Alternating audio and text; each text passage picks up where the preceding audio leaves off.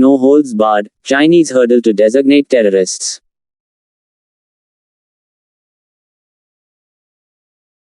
By choosing to place a technical hold on the joint India-US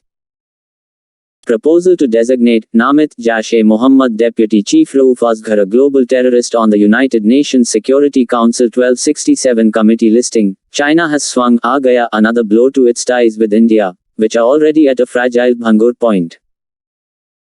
Despite 16 rounds of military commander talks at the line of actual control, India and China have failed to resolve the standoff that began with the PLA amassing troops Sainikon ko ikattha karna and transgressions apradhon along the LAC in April 2020.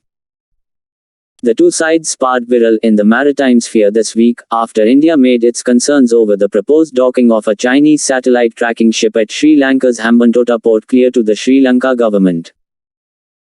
And while bilateral trade, Dvipakshiya Vyapar, has recovered from the COVID-19 downturn, Chinese technology majors in India are being raided by the Enforcement Directorate and income tax authorities under suspicion Sandeh of a range of financial crimes.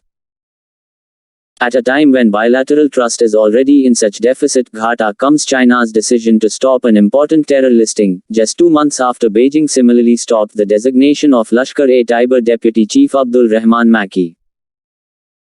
To take such measures on an issue that it knows India has always been extremely serious about, given the number of major attacks perpetrated Barawa on Indians by the Let and Gem, right from the 1990s, is insensitive at the least, but part of an unfortunate pattern by China, which has held up several such listings in the past.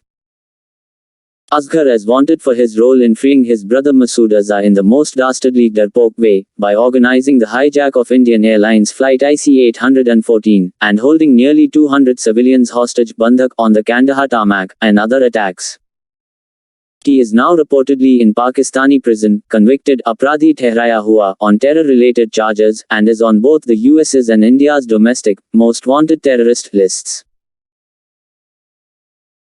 It is important, however, for India to persevere with attempts to designate both Maki and Asghar, as well as other terrorists responsible for attacks on Indians, without losing faith in the process. One option is to keep the international pressure up, and garner more co-sponsors for the listing, which was reportedly approved by 14 of 15 UNSC members. Another would be to work on changing 1267 committee procedures, so that they don't allow one country to hold back such important terror listings without due cause. A third may even be to open dialogues with both China and Pakistan bilaterally on the issue, leveraging Pakistan's need to be removed from the FATF grey list later this year, as well as China's interest in Pakistan's economic recovery, to ensure the listings are accomplished. Eventually, if the goal behind the UNSC listings is to ensure that perpetrators of